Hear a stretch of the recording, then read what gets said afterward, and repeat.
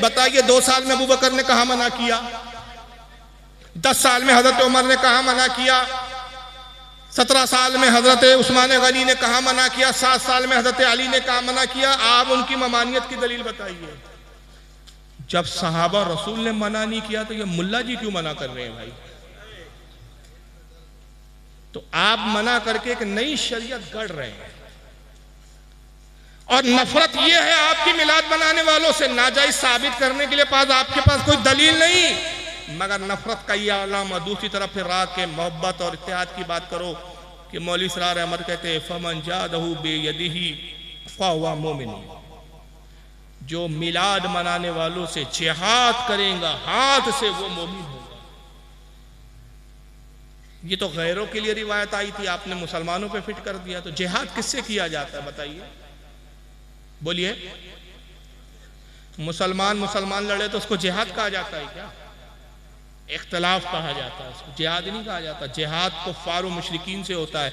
तो माज़अल्लाह क्या मिलाद मनाना शिर्क है? तो पहले शिर्क साबित कीजिए। तो आप शिर्क तो क़यामत तक साबित नहीं कर सकते। तो रसूल के फरमान के मुताबिक आपका हश्र क्या हुआ? आका ने कहा पड़ोसी पर तलवार खींचेगा और उस पर शिर्क की तोहमत लगाएगा और मुशरिक खुद होगा।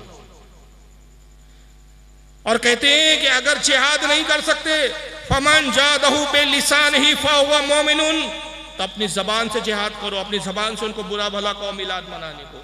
और अगर जबान से भी बुरा कहने में डर लगता हो, हिम्मत ना हो, बरेलियों की तादाद ज़्यादा हो, सुन्नियों की तादाद ज़्यादा हो, तुम थोड़े हो, कम हो, जबान से बोलोगे तो पिट जाओगे, मार खा जाओगे, तो ऐसी सूरत में क्या करो? इसरार अहमद साहब कहते हैं फमन जादहू बेक़ल्बिही फहुवा मोमिनुन, दिल में नफरत रखो इनसे, नफरत के साथ। और अगर ये भी नहीं रख सकते तो फिर जर्रा बराबर भी आपका ईमान नहीं। हालांकि मुतालबा हमारा यह है कि मुमानियत की दलील बताइए। जायज़ के लिए काफ़ी, अल्लाह रसूल ने मना नहीं किया, जायज़ के लिए काफ़ी कि सुन्नत से टकराती नहीं है। मगर क्या किया जाए, बड़ी अजीब बात है कि मुमानियत की दलील नहीं है तो हदीसें गढ़ने पर आ जाते हैं। अब इन साहब को सुनिए, नाम है ब्रदर इमरान,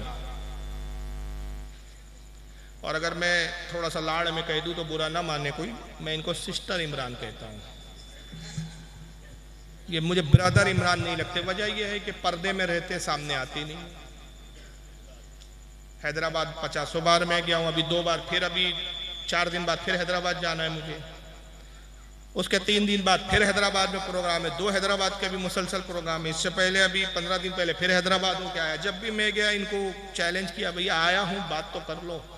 कहते नहीं वो हमारी कौम हमें बिरादर इमरान बोलती है। हकीकत तो यह है कि हम सिस्टर इमरान हैं, पर्दे में रहते हैं, हम सामने नहीं आते। हमने 10 बाय 10 के दायरे महदूद कर रखे, उसी में से हम बातें उगलते रहते हैं। तकरीरों में हम शहर उगलते हैं, लेकिन जब बाहर आते हैं तो मोहब्बत की बात करते हैं, इत्तेहाद की बात करते हैं। फिर हम ये कहते हैं हिंदुस्तान के हालात खराब हैं, मुसलमानों में इत्तेहाद की जरूरत है। अब जरा इन साहब ने देखिए हदीस पाक सुनाई है, क्या ये हदीस आपने सुनी है? जरा कभी बताइए, सुनिए। अच्छा, क़यामत का दिन वाक़ हो गया, समझो क़यामत कायम हो गई। अब अल्लाह ताला बोले अच्छा चलो कौन कौन है मिलाद मनाए? तो हम पूरे मनाए, हम पूरे, अल्लाह मनाए मनाए मनाए। तब ये जो हाथा उठाएंगे ना, मनाए मनाए मनाए मनाए, बल्कि उसमें अबू बकर सिद्दीक का हाथ नहीं उठेगा, उमर रज़ी अल्लाह ताला अन्हु का नहीं उठेगा, उस्मान रज़ी अल्लाह ताला अन्हु का नहीं उठेगा, आयशा रज़ी अल्लाह ताला अन्हा का नहीं उठेगा, खदीजा रज़ी अल्लाह ताला अन्हा का नहीं उठेगा, कोई सहाबी का नहीं उठेगा, पूरे 1400 साल बाद वालों का उठेगा। अल्लाह ताला बोलेंगे अरे तुम लोग क्यों मनाए? अल्लाह हमारे नबी से मोहब्बत थी, आशिक रसूल थे, मनाए। अच्छा ऐसा, अच्छा अबू बकर तुम क्यों नहीं मनाए? क्या है कि अल्लाह माफ कर दो, बोलेंगे क्या कर रहे तुम लोग? अल्लाह पलट के बोलेगा कमबख्तों, मेरे नबी के सहाबा जो नहीं किया वो तुम क्यों किए? ये पूरी क्लिप आपने सुन ली, लेकिन मेरे ख्याल से बात एक भी पकड़ नहीं पाए आप, क्योंकि इनकी बदअकीदगी को पकड़ना ये भी एक हुनर है और ये सबको नहीं मिलता। ये अल्लाह की तौफीक जिसके साथ होती है ना, जिससे अल्लाह जिससे काम लेना चाहे उसको सलाहियत दे देता है। सब आलत का सदका है भाई, हमारी कोई हैसियत नहीं है। आपने सुन लिया कि कुछ भी नहीं पकड़ पाए। मैं अभी एक एक लफ्ज़ पर तबसरा करूंगा तो इनकी जहालत आश्कार होंगी आप पर। यह कहते हैं कि क़यामत का दिन होगा, अल्लाह ताला फरमाएगा मिलाद कौन कौन मनाए। ये किस हदीस में आया? पहला सवाल, बुखारी में है, मुस्लिम में है, तिरमिजी में है, अबू दाऊद में है, नसाई में है, इब्ने माजा में है, कौन सी किताब में है? सियासता छोड़ो, दुनिया ज़खायर हदीस की किसी एक ज़ईफ से ज़ईफ किताब में भी दिखा दो कि किस हदीस में आया कि क़यामत के दिन होगा और अल्लाह पूछेगा कौन कौन मिलाद बनाकर आया। किस हदीस में आया ये अल्लाह पूछेगा। आपको हिलाम हुआ? जिब्रील ने आके बताया आपको? अहले हदीस, इस तरह अहले हदीस बनते हो तुम लोग और इल्जाम हम पे लगाते हो कि हम हदीस को नहीं मानते। हम हदीस को मानते, तबीयत को नहीं मानते। तुम तबीयत को हदीस बताते हो, हम हदीस को हदीस कहते हैं।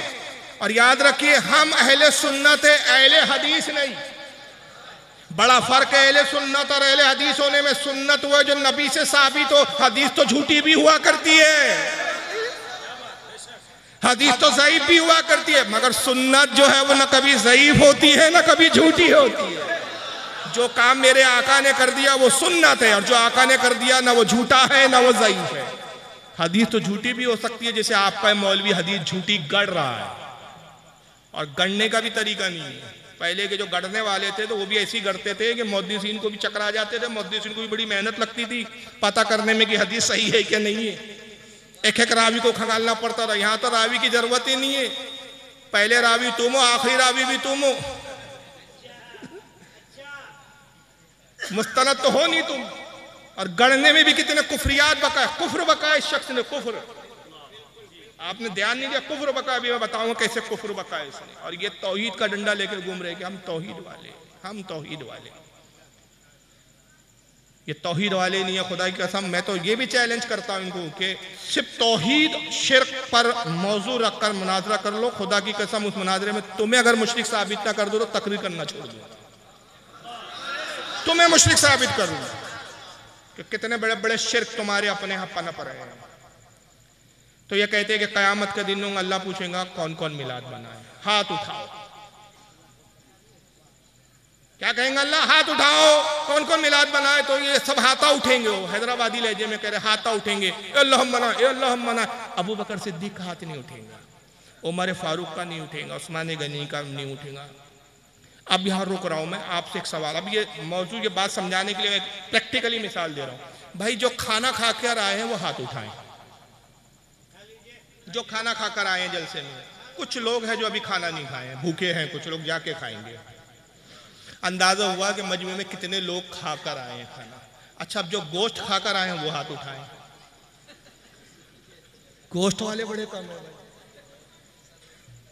आप कहेंगे यार फारूक साहब कहाँ बहक गए आप, ये गोश्त और खाने में कहाँ उलझ गए। अब भी आपके समझ में आ जाएगा मसला बड़ी आसानी से। देखिए, मैं इंसान हूं, मुझे इल्म नहीं, मैं इल्म गैब नहीं जानता। मैंने कहा कौन खा खा के आया है, खाना खा के हाथ उठाओ। हाथ उठे तो पता चला खाकर आए हैं कितने लोग और कितने लोग नहीं।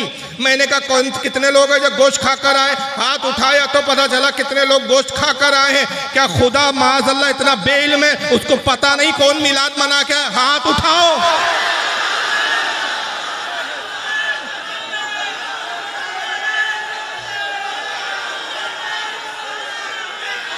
ये तौहीद है तुम्हारी, इस तौहीद पर नाज़ा हो तुम।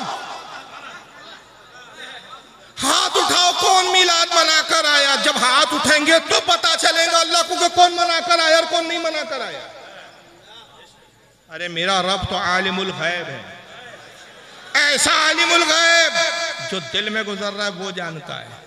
आपके दिल में क्या मैं नहीं जानता, मेरे दिल में क्या चल रहा है आप नहीं जानते, वो सबके दिलों के हाल जानता है। अरे ये अभी के हाल को जानना कमाल नहीं है। मेरे रब की शान ये है, 20 साल बाद 30 साल बाद, अल्लाह जाने मेरी जिंदगी कब तक है, आपकी जिंदगी कब तक है, 20 साल या 30 साल बाद मैं कहाँ होऊंगा, आप कहाँ होंगे, हमें और आपको नहीं मालूम, रब को ये भी मालूम कहाँ होंगे, कहाँ बैठेंगे, और उस वक्त दिल में क्या ख्याल गुजर रहा होगा उससे भी मेरा रब वाकिफ है।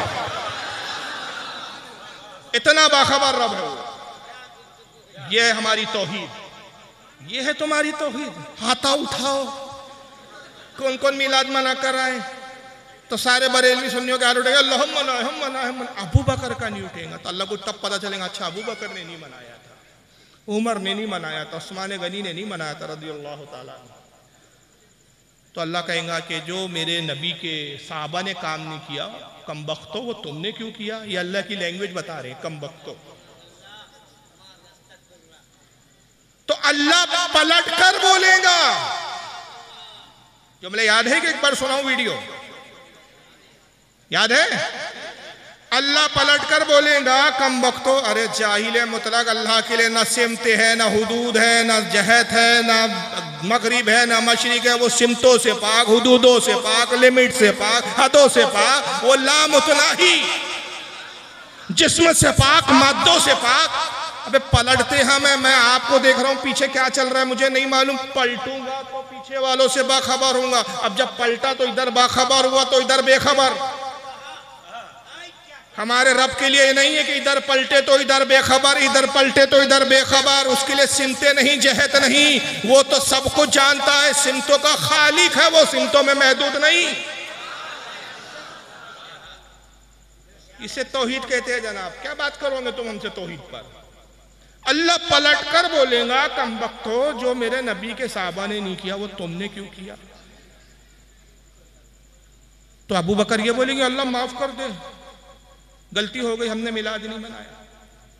सबसे पहली बात तो इस तरह की कोई हदीस मौजूद गड़ी तुमने, छूट गड़ा।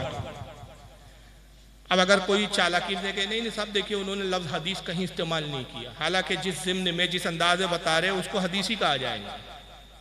जिस बिल्कुल फराग दिली के साथ और जिस तसलसल के साथ आप बता रहे हैं, गोया वाक़या नकल कर रहे हैं आप, क्या ऐसा होगा? अब अगर कोई ये तावील करे कि नहीं साहब उन्होंने एक मिसाल दी है कि ऐसा हुआ, तो हालांकि उसने बोला नहीं, मिसाल लफ्ज इस्तेमाल नहीं किया, चलो मैं आपकी ये तावील कबूल कर लेता हूँ। मगर इसी तावील पर आप ही के अकीदे की बुनियाद पर, मेरा अकीदा नहीं है, माफ करना, मैं इस अकीदे से बेजार, आपके अकीदे पर एतमाम हुज्जत के लिए मैं आप ही के लबुल लहजा में कहता हूं कि अगर ऐसा होगा और ऐसा हो सकता है, या बिल फर्ज ऐसा हो, तो बिल फर्ज ऐसा भी तो हो सकता है। अल्लाह पूछे कौन कौन तबलीगी में जमात में गया था, हाथ उठाओ, तो सारे तबलची और तबलीगियों के हाथ उठेंगे, अल्लाह हम 4 चिल्ले, 2 चिल्ले, 5 चिल्ले, 3 चिल्ले, अल्लाह हम गए थे। अबू बकर का हाथ नहीं उठेगा, उमर का हाथ नहीं उठेगा, उस्मान गनी का हाथ नहीं। ए लोगों तुम क्यों नहीं, क्या करें, अल्लाह तबलीगी जमात थी नहीं हमारे जमाने में।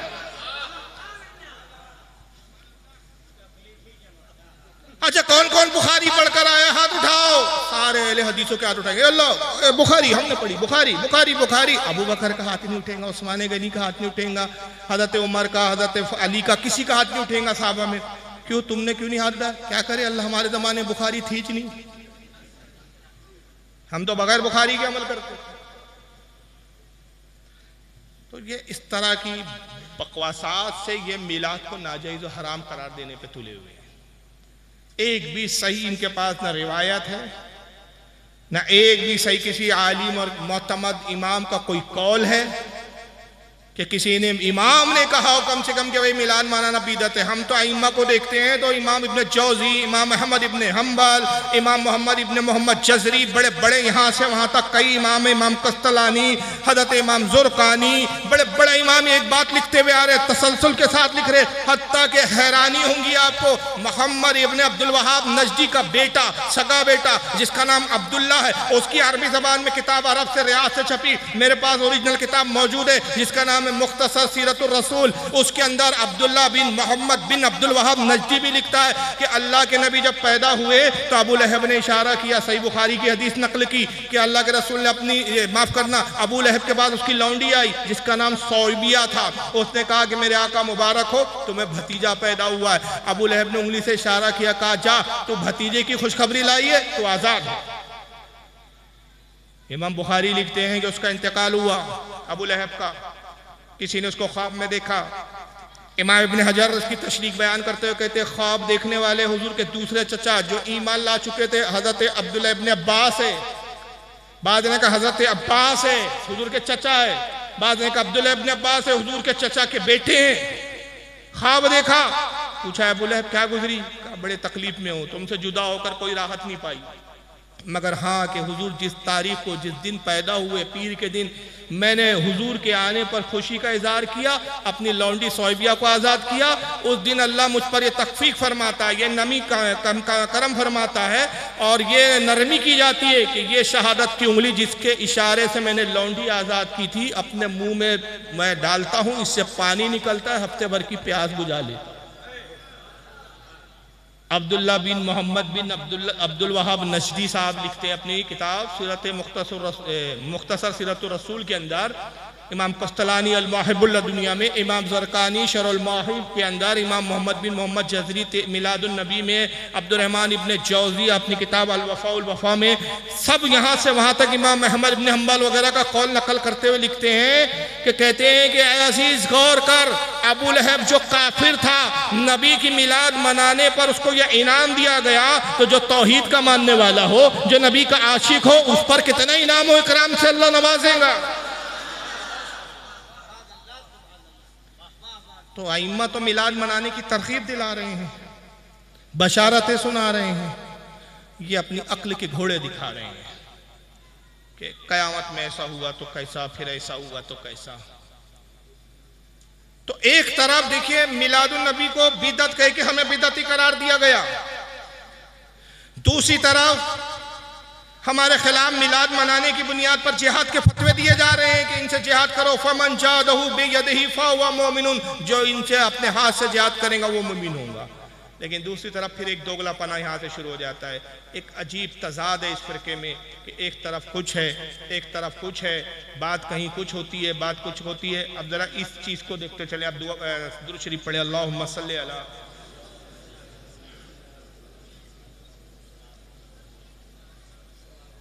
जरा सुनिए इंसाफ को।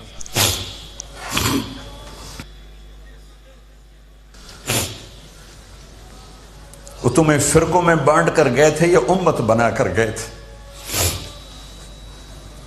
क्यों इस नादान खेल में अपनी जिंदगी बर्बाद करते हो? क्यों नहीं मुसलमान बन के रहते हो? इस उम्मत में इख्तिलाफ शुरू से है, हमेशा रहेगा, यहां तक ना जाओ कि एक दूसरे पर कुफ्र के फतवा। जन्नत में कौन जाएगा? ये तारिक जमील साहब का दर्द है, लेकिन ये दर्द हम सुन्नियों को सुना रहे हैं। एक दूसरे के खिलाफ इतने मत चले जाओ, एक दूसरे को काफिर कहने लग जाओ, वरना जन्नत में कौन जाएगा। तो फिर करो क्या? तो वो हल दूसरी क्लिप में हल बताते हैं, सुनिए। मैं तुम्हें अल्लाह उसके रसूल का वास्ता देता, उम्मत बन के रहो, मुस्लिम बन के रहो, कोई गुंजाइश, अपने अपने अकीदे पर पक्के रहो, दूसरे के लिए गुंजाइश रखो, अपने अपने अकीदे पर पक्के रहो, दूसरे के लिए गुंजाइश रखो। अपने अपने अकीदे पर पक्के रहो, एक दूसरे के लिए। ये कुरान की तालीम है, हदीस की तालीम है? नहीं है, कतन ये तालीम नहीं है। न कुरान की तालीम, न हदीस की तालीम। हदीस की तालीम भी नहीं है कुरान की, बल्कि कुरान की तालीम क्या है? हक और बातिल को आपस में मत मिलाओ, बल्कि हक के साथ हो जाओ। कुरान की ये तालीम है, ये नहीं है। अल्लाह क्या फरमाता है? वला तलबिसुल हक्का, पारा नंबर 1 सूरह बकरा आयत 42 है। वला तलबिसुल हक्का बिल बातिली व तक्तुमुल हक्का व अंतुम तालमून। अल्लाह फरमाता है, लोगों हक और बातिल को आपस में ना मिलाओ और दानिस्ता जानते बूझते हक को ना छुपाओ। हक के साथ होना का तलकीन दी। लेकिन तारिक जमील साहब कहते हैं कि देखिए, एक दूसरे के लिए गुंजाइश रखो आप, और गुंजाइश के साथ जो है अपने अपने अकीदे पर कायम रहो,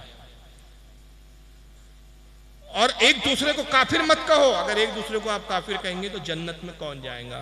तो ये तलकीन हमें करने की बजाय अपने फिरके को करते कि जो मिलाद की बुनियाद पर हम पे जिहाद का हुक्म दे रहा है, जो मिलाद मनाने की बुनियाद पर नौज़ुबिल्लाह मिन ज़ालिक हमें हमारे कत्ल के हुक्म दे रहा है, तो ये उनको तलकीन करते ना, लेकिन उनको नहीं की जाएंगी।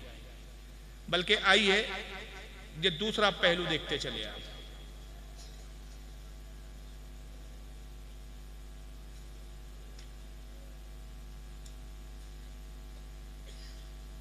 इनकी सुनिए जरा। अल्लाह के नबी मर गए, अल्लाह के नबी मर गए, कब्र अल्लाह के नबी बोलो। और जो ये अकीदा न रखे वो काफिर है। इसलिए कि अबू बकर सिद्दीक का ये बयान है कि नबी करीम सल्लल्लाहु अलैहि वसल्लम मर चुके हैं। हजरत उमर का बयान है कि नबी मर चुके हैं। उस्मान गनी का अकीदा है कि नबी मर चुके हैं। अली का अकीदा है कि नबी मर चुके हैं। फातिमा आयशा अज़वाज मुतहरात का ये अकीदा है कि नबी करीम सल्लल्लाहु अलैहि वसल्लम वफात पा चुके हैं। नबी करीम सल्लल्लाहु अलैहि वसल्लम जिंदा बोलो। जो जिंदा माने वो काफिर है, जो जिंदा माने वो कौन है? वो मुसलमान नहीं है। तारिक जमील साहब की नसीहत इन हजरात के लिए नहीं है। ये पूरी 1400 साल की उम्मत मुस्लिमा को सिर्फ इस बुनियाद पर काफिर करार दे रहे हैं कि हम नबी को जिंदा मानते हैं। तो कह रहे हैं कि नबी करीम सल्लल्लाहु अलैहि वसल्लम तो मरकर मिट्टी में मिल चुके, मर चुके। अच्छा कुछ सवाल आते क्या? जी आ रहा हूं मैं, उसी मौजूद पे आ रहा हूं। नबी पाक सल्लल्लाहु अलैहि वसल्लम मरकर मट्टी हो चुके हैं। ये मैं नहीं कह रहा हूं, बल्कि इनकी किताब तक़वतुल ईमान में लिखा है, यहाँ टेबल पे इस वक्त मौजूद भी है मेरे, जिसमें इनके एक बहुत बड़े आलिम मौलवी इस्माइल देहलवी ने लिखा कि रसूलुल्लाह ने फरमाया मैं भी एक दिन मरकर मिट्टी में मिलने वाला हूँ। यहाँ भी उन्होंने रसूल के नाम पर झूठी हदीस गढ़ी। और 150 साल का अरसा हुआ, 150 साल से हमारे उलमा सिर्फ यही सवाल पूछ रहे हैं कि भाई ये किस हदीस में लिखा है कि हुजूर ने कहा मैं मरकर मिट्टी में मिलने वाला हूँ, लेकिन बताने के लिए तैयार है। अब यहाँ वो कह रहे हैं कि जो नबी को जिंदा माने वो काफिर है। और तारिक जमील साहब कह रहे एक दूसरे के लिए गुंजाइश रखो, एक दूसरे को काफिर ना कहो। तो ये सबक ये अपने लोगों को, अपने से ताल्लुक रखने वाले अपनी जमात के लोगों को क्यों नहीं सिखाते कि भाई जो नबी को जिंदा मानते उनका अपना अकीदा, उनको उनके अकीदे पे रहो, आप काफिर कहने वाले होते कौन हो? लेकिन सारी नसीहतें हमारे लिए होती है। अब एक दूसरे साहब को भी सुन लिया। मेरे नबी मोहम्मद अरबी सल्लल्लाहु अलैहि वसल्लम अपने आप को शिफा नहीं दे सकते। नबी सल्लल्लाहु अलैहि वसल्लम के बारे में मैं ये कहूंगा आपके सामने कि नबी मोहम्मद सल्लल्लाहु अलैहि वसल्लम, रसूल मोहम्मद सल्लल्लाहु अलैहि वसल्लम, उनकी कब्र मुबारक में जिंदा नहीं है।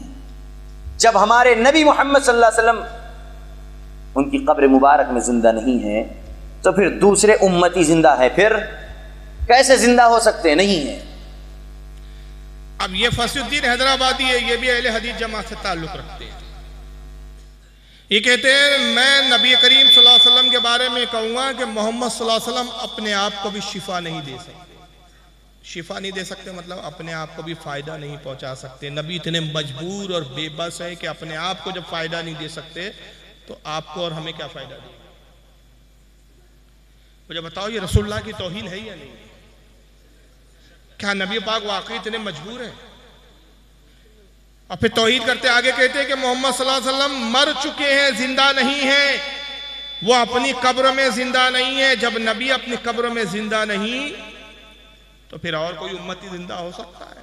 कैसे हो सकता है? कोई उम्मती जिंदा नहीं। यानी आप तो औलिया के बारे में भी अकीदा रखते हैं कि अंबिया इकराम अपनी कब्रों में जिंदा है, औलिया इकराम अपनी कब्रों में जिंदा है, लेकिन इनका अकीदा यह है कि नहीं साहब, ऐसा मानना ही गलत है और जो माने वो काफिर है। और एक तीसरे साहब हैं, उन्होंने तो बड़ा मस्करेपन में हद कर दी साहब। इन साहब को भी जरा देख लिया।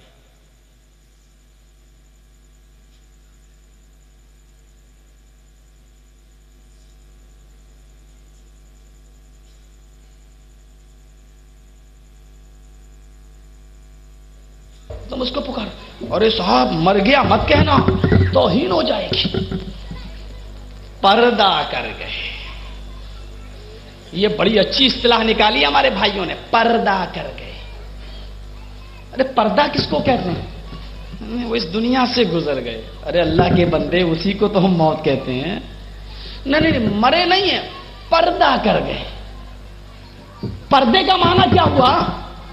पर्दे का माना यह हुआ कि वो जिंदा है लेकिन हमारी आंखों से ओझल हो गए। हमारी आंखें इस दुनिया में देख रही हैं, हमारी आंखों से ओझल हो गए का मतलब इस दुनिया से ओझल हो गए। हाँ, इस दुनिया से ओझल हो गए। अरे उसी को तो हम कहते हैं वो दूसरी दुनिया में चले गए। नहीं नहीं नहीं, वो इस दुनिया में ओझल नहीं, पर्दा कर गए।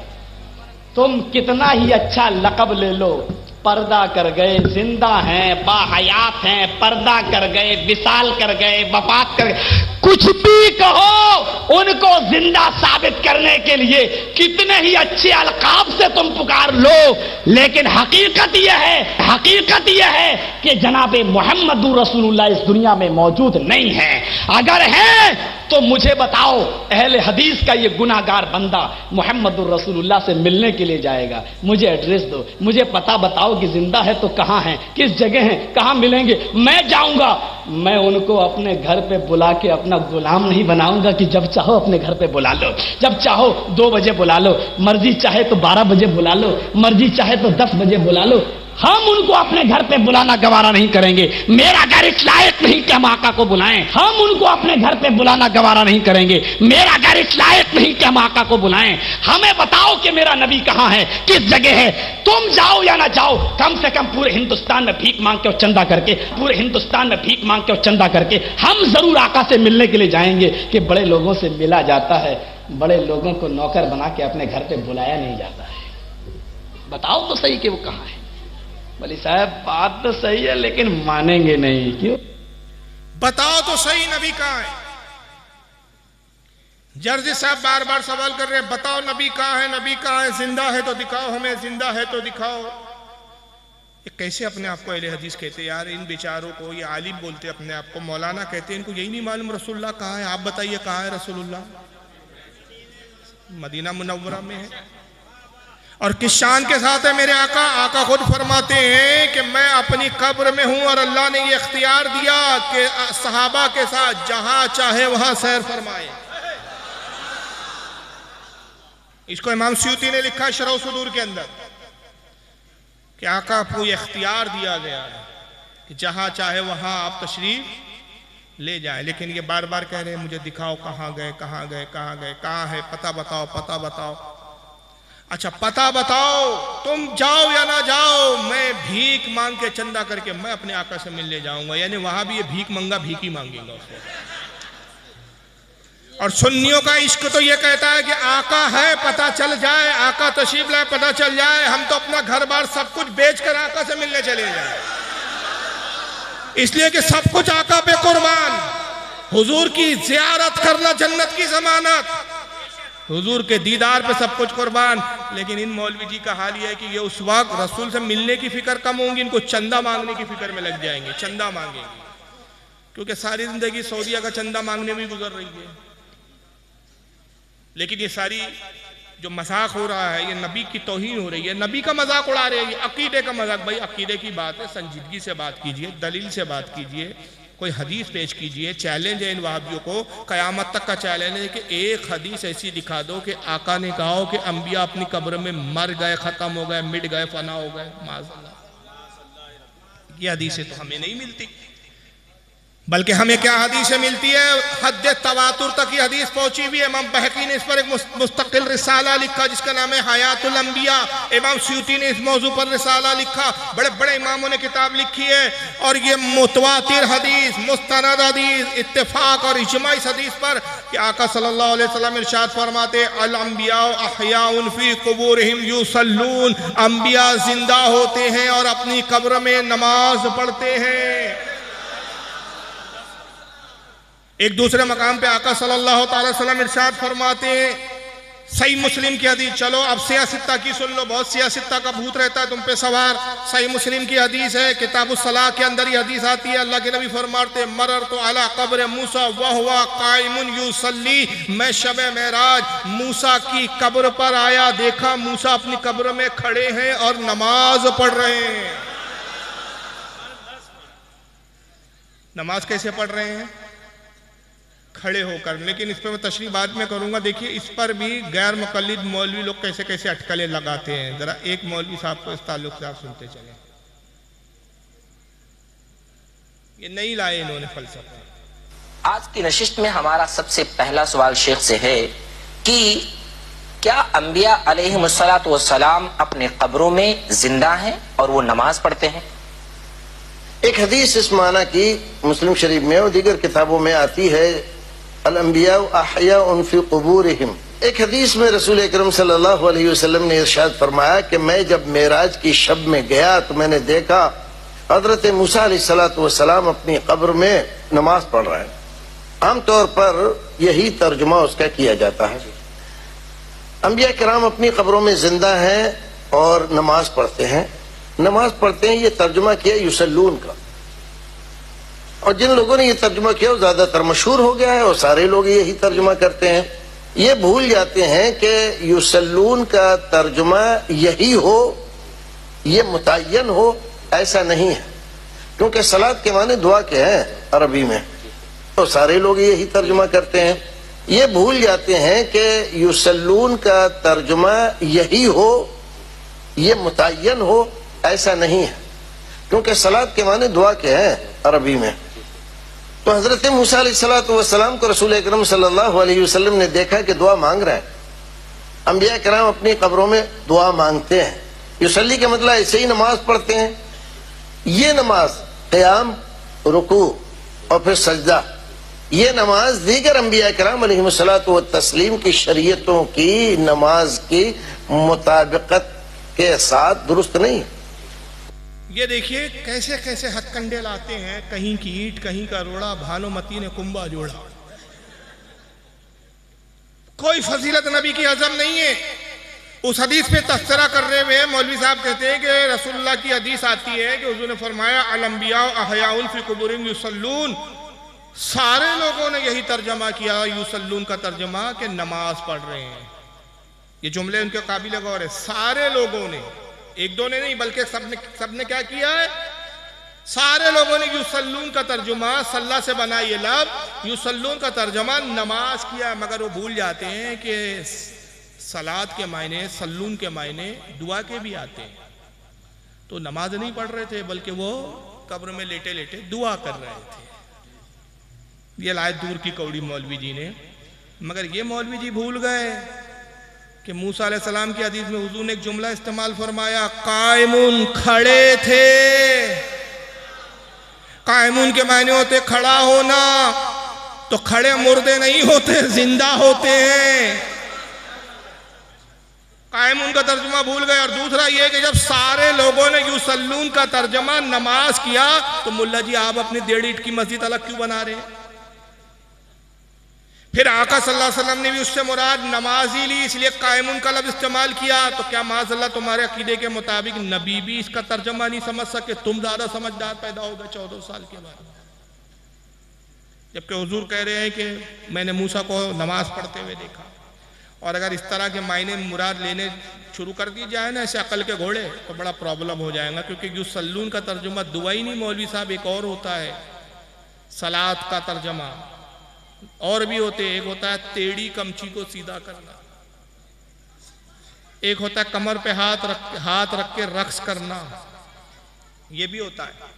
तो कल तुम्हारी तरह एक अक्लमंद आएगा और नमाज का वक्त हुआ तो उसने कमची लिया और सीधी करने बैठ गया, और उससे कहा जाएगा भाई नमाज का वक्त हो गया, नमाज के लिए चलिए। तो कहेंगे छोड़िए जनाब, अरबी लुगात उठा के देखिए, कुरान में जो जगह जगह आया ना वाक़िमुस्सलाह, कायम करो नमाज, तो नमाज से मुराद ये नमाज नहीं है जो आप और मौलवी लोग पढ़ते हैं। नमाज के मायने कमची को सीधा करना है। मैं वही कर रहा हूं। एक साहब उठेंगे नमाज के वक्त, 5 वक्त उठेंगे, कमर पे हाथ रखेंगे और गोल गोल घूम के रक्स करना शुरू कर देंगे। क्यों भाई, क्या हो रहा है? भाई कुरान में आया वाक़िमुस्सलाह, कायम करो नमाज, सलात के मायने कमर पे हाथ रख के रक्स करना है, वही कर रहा हूं मैं। सवाल ये होता है मौलवी जी ये मनमाइनी मायने नहीं लिए जाएंगे? नबी और सहाबा ने जो मायने मुराद लिए और जिस पर अमल करके बता दिया वही मायने मुराद दिए जाएंगे? आका ने यह फरमाया कि मैं मूसा की कब्र पर आया और मैंने देखा मूसा खड़े हैं और युसल्लून, तो वहाँ सारे मुफस्सिरीन मुहद्दिसीन सब ने नमाजी तर्जमा किया। तो सारे मुहद्दिसीन अरबी नहीं समझते थे, आप ज़्यादा अरबी समझने लगे। तो देखिए ये किस तरह अक्ल के घोड़े दौड़ाते हैं और किस तरह से अक्ल के फंडे लाते हैं। बहरहाल जर्जिस साहब की जो बात चल रही थी, मैंने बीच में ये ला दिया कि युसल्लून का जो तर्जुमा है इन लोगों ने कैसा फेरने की कोशिश की, मगर सबसे ज्यादा बदतरीन आदमी तो इसमें जर्जिस है।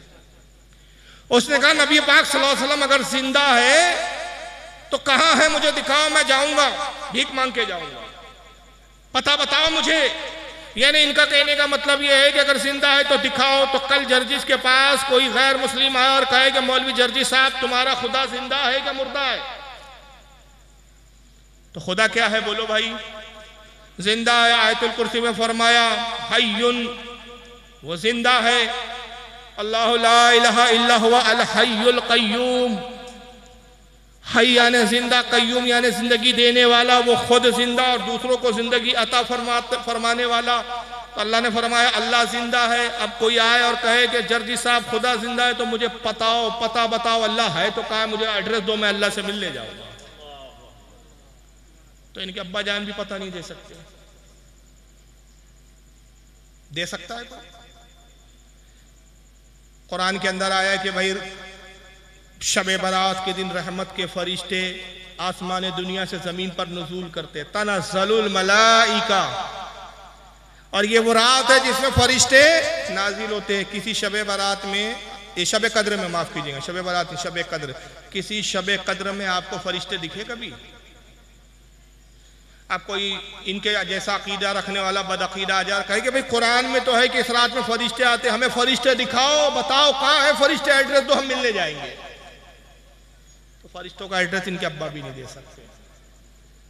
और कोई जज्बाती आदमी जाए और जर्जिस का गला दबाना शुरू कर दे, और जर्जी जब छटपटाए, चीखे चिल्लाए कि भाई मुझे मत मारो, मैं मर जाऊंगा, तो जवाब में कहने वाला कहेगा जनाब आप मर कैसे सकते हैं?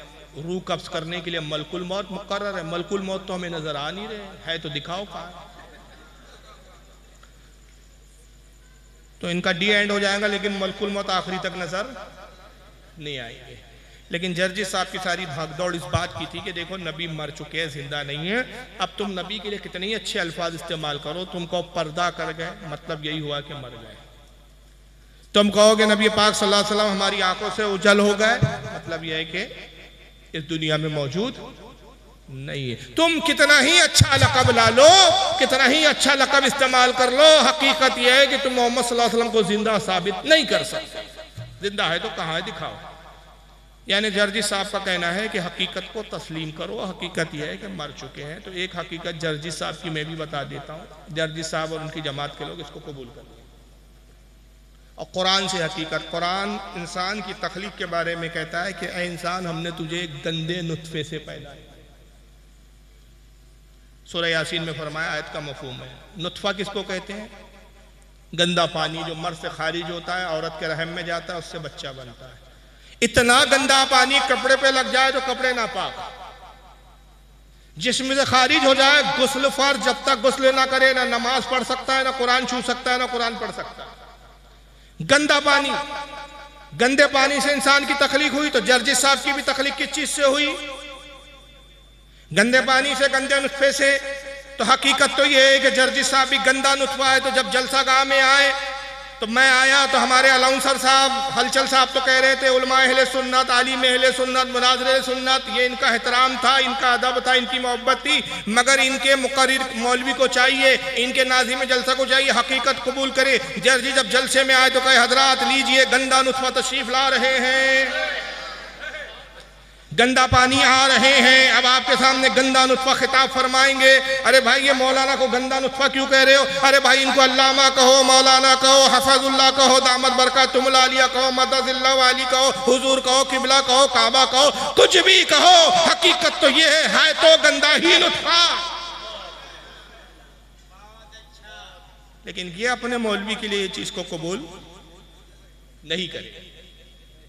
जो चीज ये अपने मौलियों के लिए कबूल नहीं करते, नौज बिल्लाह, ये रसूलुल्लाह के लिए बेधड़क बोल देते हैं।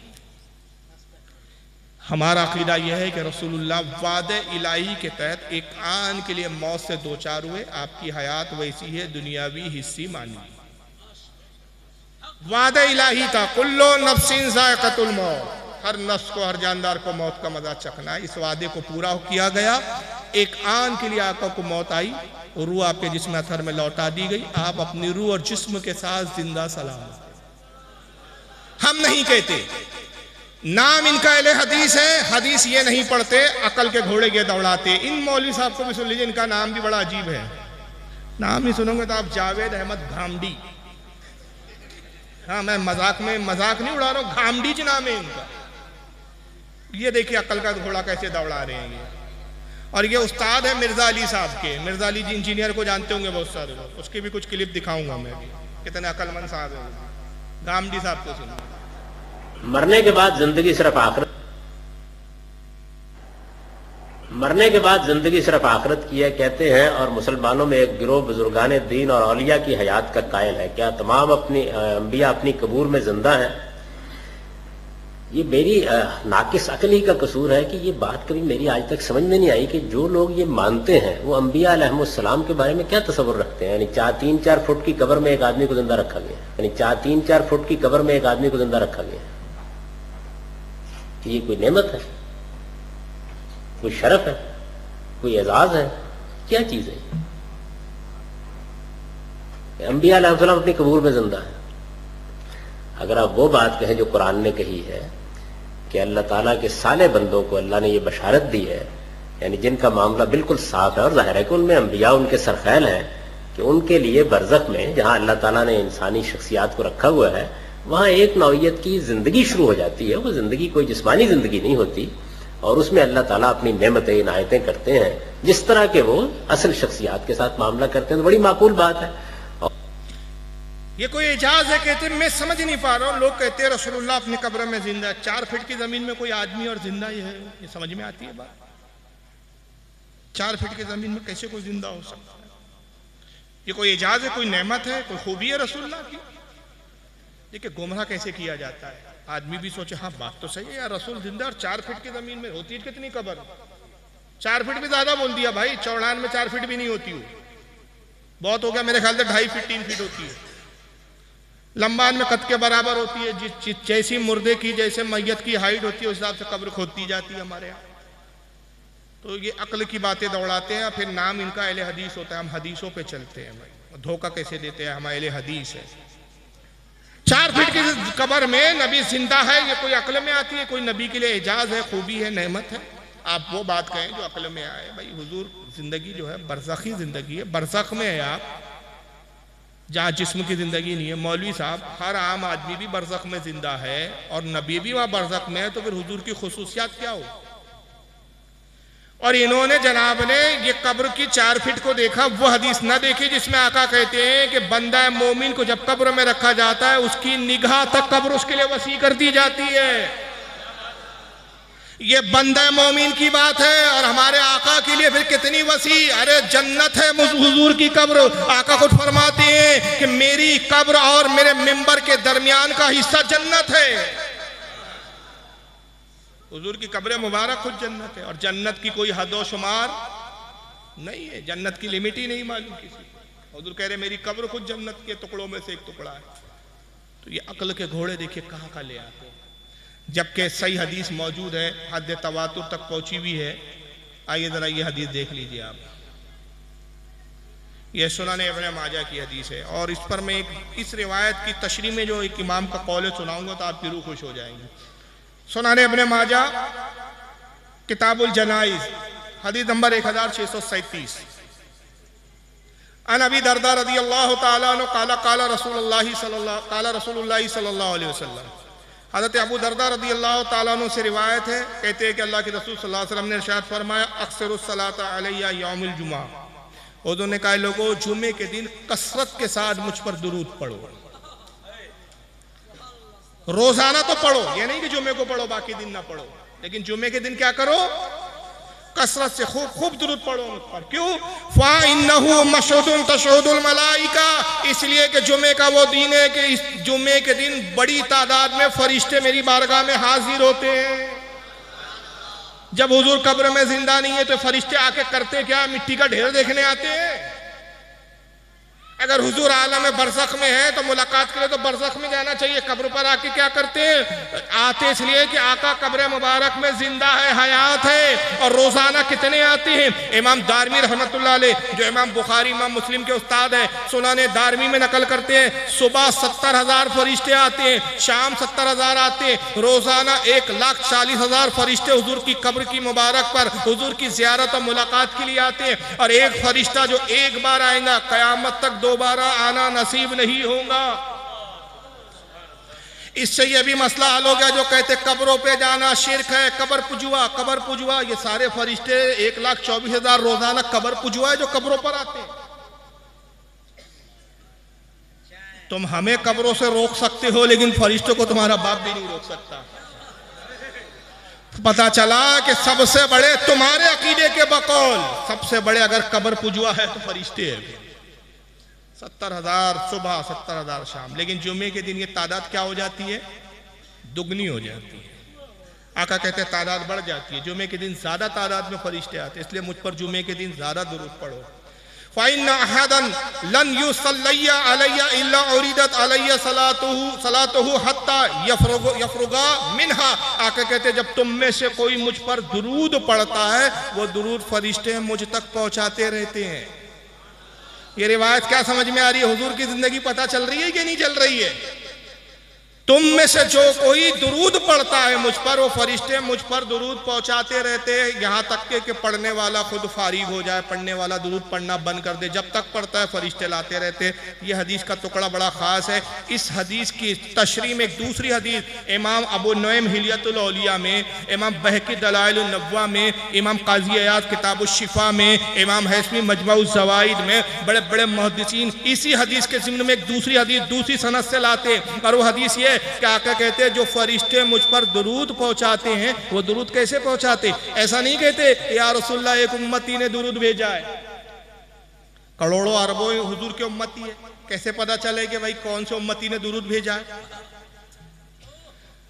तो आका फरमाते हैं कि जब ये फरिश्ते मुझ पर दुरूद भेजते हैं, दुरूद पहुंचाते हैं मेरे उम्मती का, तो उस उम्मती का नाम बताते हैं, उसके बाप का नाम बताते हैं, उसके कबीले का नाम बताते हैं, जहां से पढ़ रहा है वो जगह बताते हैं, पूरा तारुफ पेश करते हैं। यहाँ तक कि फरिश्तों को ये भी पता है फारूक रज़वी महाराष्ट्र में रहता है, नागपुर का रहने वाला है, नागपुर से निकला, अब ये आ गया है कलकत्ता बंगाल में साहब यहाँ एक जलसे में बैठा हुआ है और जलसे में दुरूद पढ़ रहा है। तो फरिश्ते कहते हैं या रसूल अल्लाह, मोहम्मद इब्ने अब्दुल गफ्फार जो कबीले से पठान कबीले से ताल्लुक रखता है, जो महाराष्ट्र का रहने वाला, हिंदुस्तान के महाराष्ट्र का रहने वाला है, शहर नागपुर का है, इस वक्त बंगाल की सरजमीन में कलकत्ता के इलाके में बैठकर एक मजलिस में आप पर दुरूद भेज रहा है। आका कहते जब उस उम्मती का नाम बताते हैं, बाप का नाम बताते हैं, कबीले का नाम बताते हैं, वो उम्मती मेरी निगाहों के सामने हो जाता है और मैं अपने उस उम्मती को ऐसे पहचानता हूं जैसे बाप अपने बेटे को पहचानता है।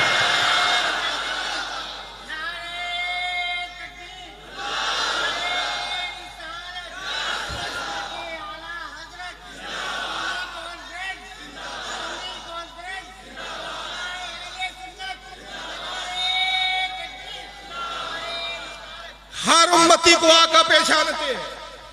जब उम्मती को पहचानते तो बेईमानों को नहीं पहचानते, गद्दारों को नहीं पहचानते, उन्हें भी पहचानते।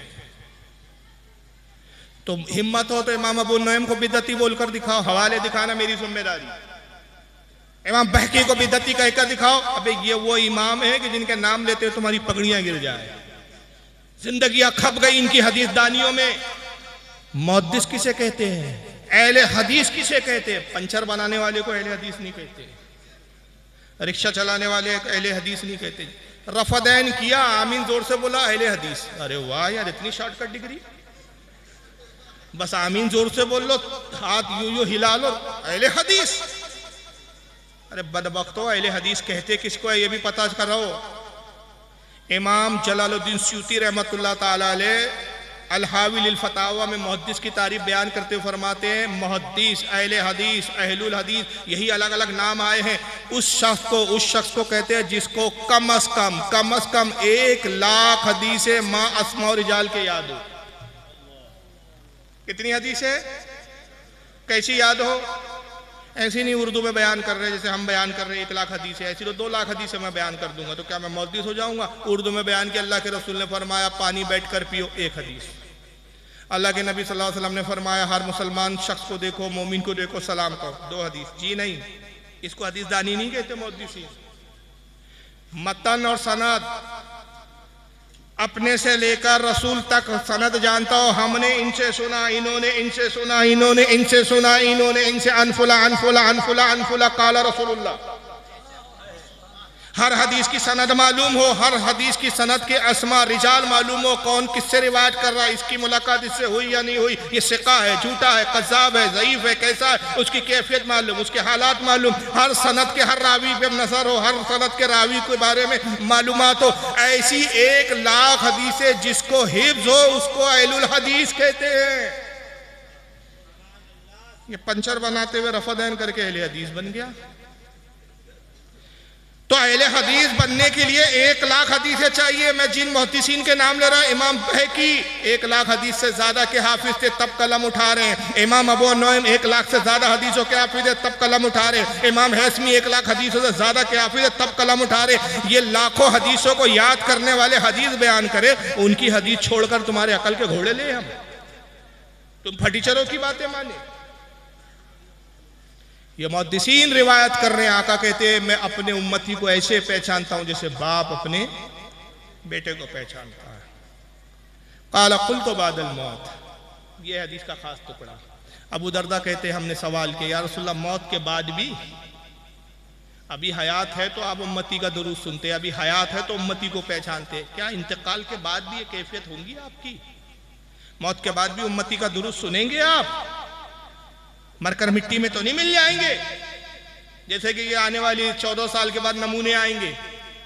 काला व बादल मौत, फरमाया हाँ हाँ मौत के बाद भी मैं तुम्हारा दुरूद सुनूंगा। इसलिए इन्नल्लाह हर्रम अलल अर्दी अन ताकुल अज्जादल अंबिया अलैहिस्सलाम व नबियुल्लाहि हय्युन युरज़क, इसलिए कि बेशक अल्लाह ने जमीन पर हराम कर दिया है कि वो अंबिया के जिस्मों को खाए। अंबिया अपनी कब्रों में जिंदा होते हैं और रिस्क पाते हैं। फ़नबियुल्लाहि हय्युन, बस अल्लाह का नबी जिंदा होता है, हय्युन जिंदा होता है, युरज़क रिस्क दिया जाता है। हदीसें तो कुछ कह रही है, ये कुछ कह रहे हैं। ये कह रहे हैं नबी को दिखाओ, नबी को बताओ, कहाँ है, जिंदा है तो क्यों नहीं दिखते? जनाब अली, देखने के लिए ईमान की आंखें चाहिए, वो तुम्हारे पास नहीं है। देखने के लिए वो मुफ्ती आजम की निगाह चाहिए जो कहते हैं कि सरकार के जलवों से रोशन है दिले नूरी, सरकार के जलवों से रोशन है दिले नूरी, ताहश्र रहे रोशन नूरी का ये काशाना। और मैंने माना जन्नत तुझ में हूरो कुसूर रहते हैं, मैंने माना जन्नत तुझ में हूरो कुसूर रहते हैं। आ मेरे दिल का तवाफ करके इसमें हुजूर रहते हैं, आ मेरे दिल का तवाफ करके इसमें हुजूर रहते हैं। अभी बात आई है कि नबी अपने उम्मत को भी जानते हैं। इल्म गैब भी साबित हो गया। इल्म गैब इसी को कहते हैं जो चीज छुपी हुई हो। हुजूर से कोई चीज छुपी हुई और कोई गैब क्या तुमसे नया हो भला, जब ना खुदा ही छुपा तुम पे करोड़ों दुरूद। लेकिन इनको इल्म गैब पर भी प्रॉब्लम है। इस ताल्लुक से इनके क्या मज़ाहिया खेस अकायद है, जरा वो भी सुनते चले आप।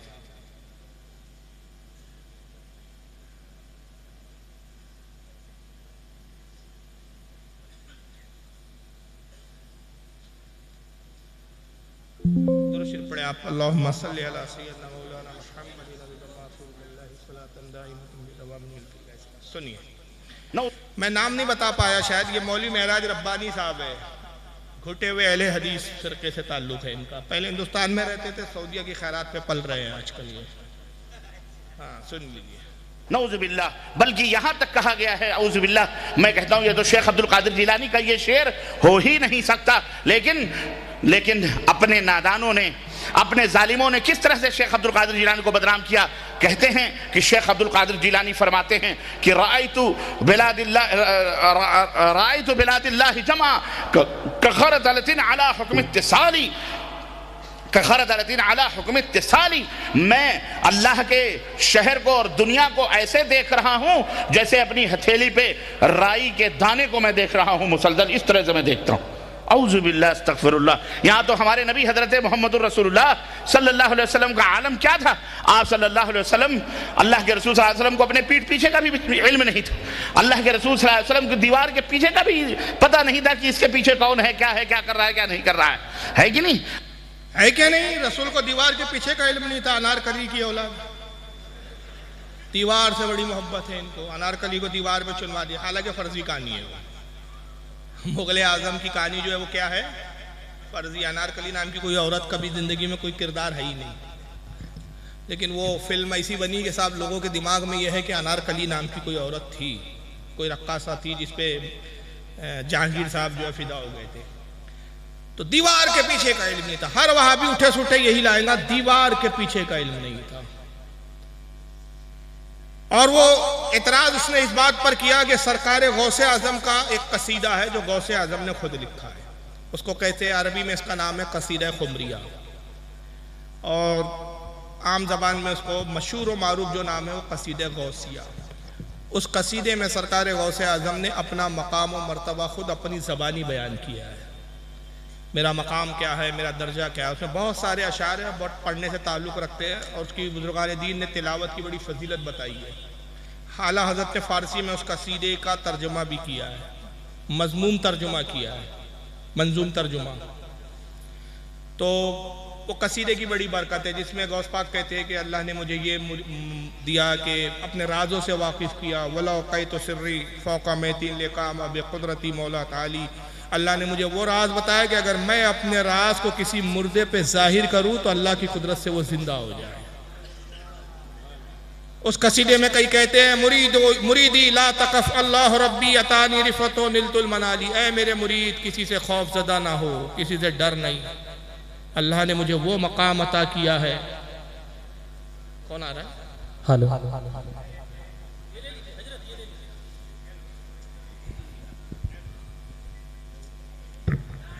सभी खड़े हो जाएं। गाज़ी मिल्लत की आमद हो रही है। गाज़ी मिल्लत तशरीफ ला रहे हैं हज़रत अल्लामा गुलाम रसूल बलियावी साहब, मोहतमी में दार शरिया पटना की आमद हो रही है। नारे तकबीर, जोर से बोलो नारे तकबीर, नारे रिसालत, उलमा अहले सुन्नत, गाज़ी मिल्लत, गाज़ी मिल्लत हज़रत अल्लामा गुलाम रसूल बलियावी। नारे तकबीर, नारे रिसालत। वाह वाह वाह वाह। आप तशरीफ रखें, तशरीफ रखें। आप सभी नीचे बैठ जाएं, सभी नीचे बैठे। आप बलियावी जी आ गए हैं, आ गए हैं, देख लीजिए। ये है मौलाना गुलाम रसूल बलियावी साहब, आ गए माशाअल्लाह। अस्सलामु अलैकुम। माशाअल्लाह सुभानअल्लाह। काज़ी मिल्लत हज़रत अल्लामा मौलाना गुलाम रसूल बलियावी साहब दामत बरकातुहुल क़ुद्सिया की तशरीफ़ आवरी हुई है। उनके चेहरे ज़ेबा की ज़ियारत से आप और मैं सब हम मुस्तफ़िज़ हो रहे हैं। अल्लाह ताला हज़रत की उम्र में बरकत अता फ़रमाए, हज़रत को हवादसात ज़माना से महफूज फरमाए, और कौम मिल्लत की खिदमत करने की तौफीक अता फरमाए, और हज़रत से हम सबको फैज़ियाब व मुस्तफ़िज़ फरमाए। तो बात क्या चल रही थी? इल्म गैब के बारे में। हाँ, शेख अब्दुल कादिर जीलानी। तो सरकार गौसे आज़म का कसीदा गौसिया है, उसमें गौसे पाक रज़ी अल्लाह ताला अन्हु ने अपने मकाम मनसब का इज़हार किया है। उसमें एक शेर है, वो फरमाते हैं नजर तो इला बिलादिल्लाहि जमा का खरदलतीन अला हुक्म इत्तिसाली। मैं अल्लाह के शहरों को ऐसे देख रहा हूं जैसे मेरे हथेली में राई का दाना रखा हुआ। अब गौसे पाक का जब यह इल्म का आलम है, गौसे पाक को अल्लाह ने वो इल्म गैब अता किया कि आप अल्लाह के तमाम मुल्कों को, अल्लाह के शहरों को ऐसे देख रहे हैं जैसे हथेली में राई का दाना। अभी हमारे उलमा ने इस बुनियाद पर यह दलील कायम की कि जब रसूल की अता से गौसे आजम की नज़र का यह आलम है, तो मुस्तफ़ा की नज़र का आलम क्या होगा, हुजूर के गैब का आलम क्या होगा। तो महराज रब्बानी साहब उसका जवाब दे के कहते हैं कि ये शेख अब्दुल कादिर जिलानी का कसीदा है ही नहीं, ये उनका कसीदा हो ही नहीं सकता। भाई आपके इनकार से क्या होता? किताबों में कसीदा मौजूद है, किताबें मौजूद है, उसकी सनदें मौजूद है, उसका जिक्र मौजूद है, उसके तस्करे मौजूद है। बड़े बड़े वक्त के मुहद्दिसीन ने उस कसीदे का जिक्र किया। मुल्ला अली कारी जैसे वक्त के जय्यद मुहद्दिस ने नुज़्रतुल फ़वातीर में उसका जिक्र किया है। हज़रत इमाम अब्दुल्ला याफ़ई ने उसका जिक्र किया है। बड़े बड़े मुहद्दिसीन ने उस कसीदे का जिक्र किया है। तो आप हो कौन जनाब कि जो आपकी बात को तस्लीम किया जाए? अब उस पर वो कह रहे हैं कि गौसे आजम का कसीदा नहीं, क्योंकि गौसे पाक ये कैसे कह सकते हैं कि मेरे देहात में राई के दाने की तरह मैं दुनिया के मुल्कों को देखता हूं। हमारे नबी का तो ये हाल था कि दीवार के पीछे का इल्म नहीं था, उनको अपनी पीठ के पीछे के बारे में नहीं जानते थे। और टाइटल क्या लगा इन मौलियों को, जुब्बे इबा कुबा सारे ऐसे सज धज के आते हैं बिल्कुल बाराती दूल्हे की तरह, जो मालूम होता है कि भाई इनसे बड़ा अल्लामा रुए जमीन पर इस वक्त था ही नहीं, जैसे बिल्कुल मौदी से आजम चले आ रहे हैं। मगर हालत यह है कि बेचारे बुखारी जैसी किताब की रिवायतों से भी नाबलद और सुन्नियों से हर मामले में बुखारी में क्या मालूम होता, सारे बुखारी के हाफिज बैठे हुए हैं। आइए इस बेचारे यतीमुल इल्म को बुखारी भी नहीं दिखी, मैं आपके सामने बुखारी शरीफ पेश कर रहा हूँ। सही बुखारी आपके स्क्रीन पर है, किताबुस सलाह हदीस नंबर 418। अन अबी हुरैरा अन्ना रसूलुल्लाह सल्लल्लाहु अलैहि वसल्लम क़ाल। इस हदीस का पस मंजर पहले सुन लें, फिर रिवायत समझ में आएंगी, क्योंकि इमाम बुखारी ने मुख्तसर अल्फाज में इस रिवायत को बयान किया है। फतुल बारी में इमाम इब्न हजर अस्कलानी वगैरह और हज़रत इमाम कुस्तलानी इरशादुस सारी वगैरह में नकल करते हैं कि हदीस पूरी मुकम्मल यह है कि आका सल्लल्लाहु अलैहि वसल्लम नमाज पढ़ा रहे हैं, पीछे सहाबा कराम मौजूद है मुक्तदी की हैसियत से। बाज़ सहाबा का नमाज में उस वक्त दिल नहीं लग रहा है, कुछ दुनियावी ख्यालात है, किसी का बाजार में है, किसी का काम की तरफ तवज्जो है, गर्मी के दिन है। बाज़ सहाबा नमाज की हालत में अपनी दाढ़ियों को खुजा रहे हैं और आका का रुख किधर है, किबले की तरफ। आप मेरी तरफ देख रहे हैं, आपके पीठ के पीछे क्या हो रहा है आप जानते हैं। मैं आपकी तरफ देख रहा हूं, मेरे पीठ पीछे कौन बैठा है, क्या कर रहा है, मुझे उसकी खबर नहीं। लेकिन मुस्तफ़ा सल्लल्लाहु अलैहि वसल्लम का आलम क्या, हमारे आका का। हज़रत अबू हुरैरा कहते काला हल तरौना क़िबलती हा हुना। आका ने नमाज खत्म किया, फरमाया क्या तुम ये समझते हो कि मेरा रुख किबले की तरफ है? क्या तुम ये समझ रहे हो कि मैं किबले की तरफ देखता हूं तो तुम्हारे पीछे हालों से नावाकिफ, तुम क्या कर रहे हो नहीं मालूम मुझे? नहीं नहीं, ऐसा नहीं है। फवल्लाही मा यख्फा अलैया खुशूकुम वला रुकूकुम। अल्लाह की कसम, ना तुम्हारा खुशू मुझसे छुपा हुआ है, ना तुम्हारा रुकू मुझसे छुपा हुआ है। हदीस के जुमलों पे गौर करें आप।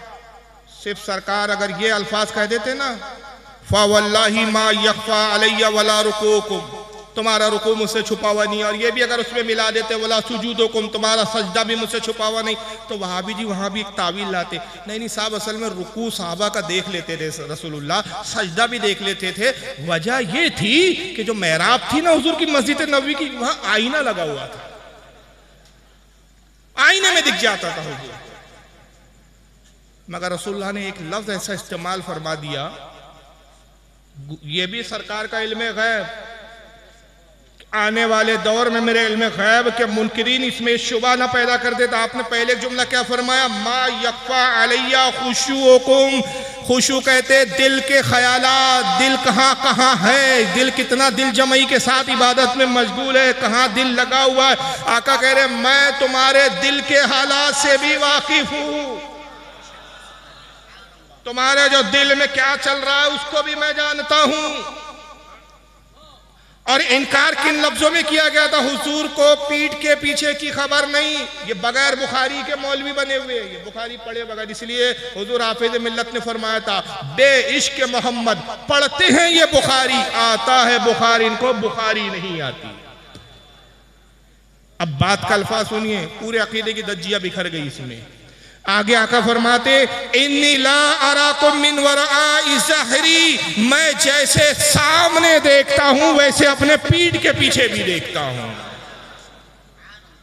तो सही बुखारी की तो यह हदीस वाज़े कर रही है कि आका फरमा रहे जैसे मैं सामने देखता हूं वैसे ही मैं अपने पीठ पीछे देखता हूं।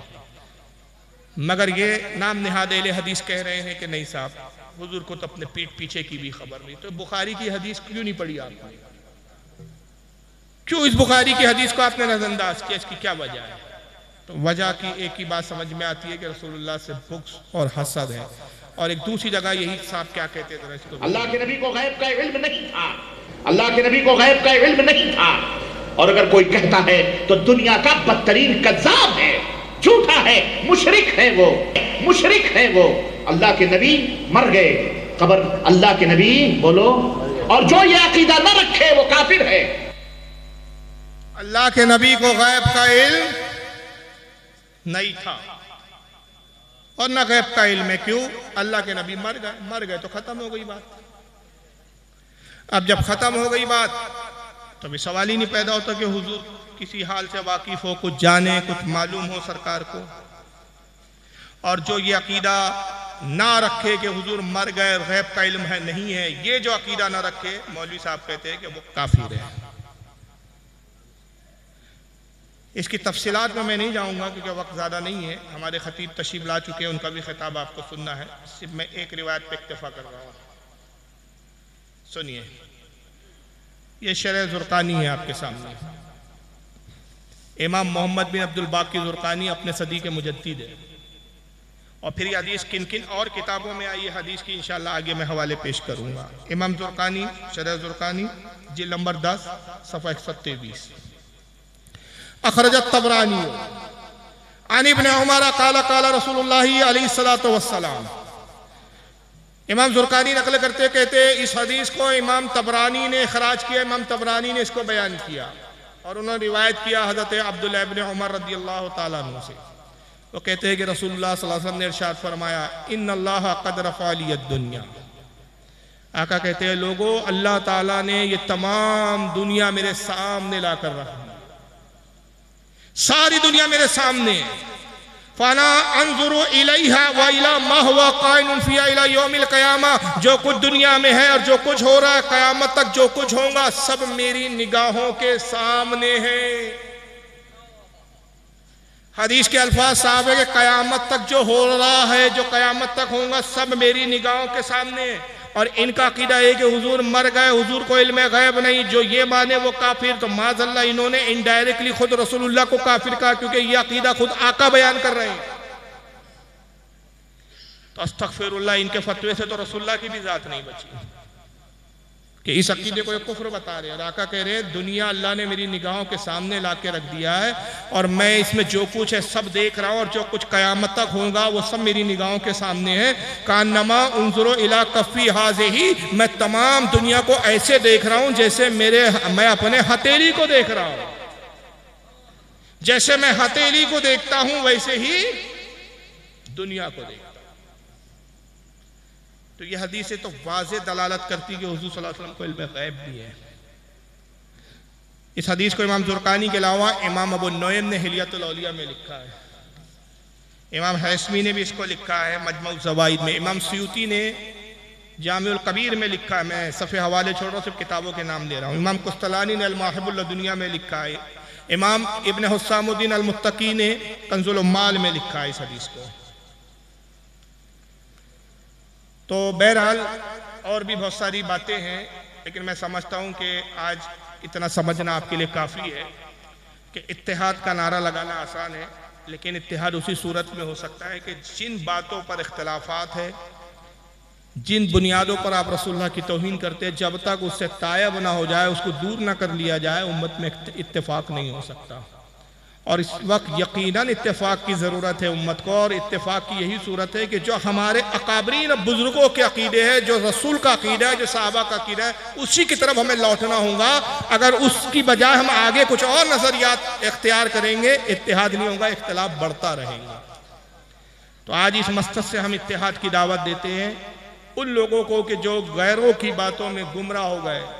तहकीक कीजिए खुदा के वास्ते, अपने अकाबरीन की किताबों को पढ़िए, हदीसों का मुताला कीजिए और उन सारे अकायदों को खंगालिए जो अहले सुन्नत व जमात, जिनको आप बरेलवी कहते हैं, जिनको आप रज़ाखानी कहते हैं, आप कोई भी नाम हमें चिढ़ाने के लिए दे दे, कोई प्रॉब्लम नहीं है, मगर आप तहकीक कीजिए कि हमारे अकीदे कुरान व हदीस के मुताबिक है या नहीं। और यकीनन हमारे अकीदे कुरान व हदीस के मुताबिक है तो उसी अकीदे की तरफ लौट आइए।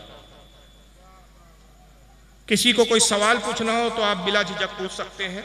कुछ सवालात हैं, मैं जवाब दे देता हूँ। औरतों का बाजमात मस्जिद में जाकर नमाज पढ़ना कैसा है, इस पर बड़ी लंबी गुफ्तगू हो जाएगी, मैं समेटने की कोशिश करूंगा क्योंकि एक मुस्तकिल मौजू है। बल्कि सवाल बड़ा मुख्तसर है कि औरतों का बाजमात मस्जिद में जाकर नमाज पढ़ना कैसा है, वरना पूछने वाले बड़े सजा के पूछते हैं और कुछ थोड़े से 2-4 दिन के जमात के चक्कर काट के आए हुए होते हैं या अपने मौलवियों की सोबत में बैठे होते हैं। तो कहते हैं कि जनाब रसूल के ज़माने में औरतें आती थी, हुजूर ने मना नहीं किया, आज आपके मौलवी लोग क्यों मना करते हैं? तो थोड़ा सा इसका पस मंज़र आपको देखना पड़ेगा। देखिए, अल्लाह के नबी सल्लल्लाहु अलैहि वसल्लम के ज़माने में औरतें आती थी, मगर वहाबी जी धोखा देते हैं, 5 वक्त नहीं आती थी, सिर्फ 2 वक्त आती थी।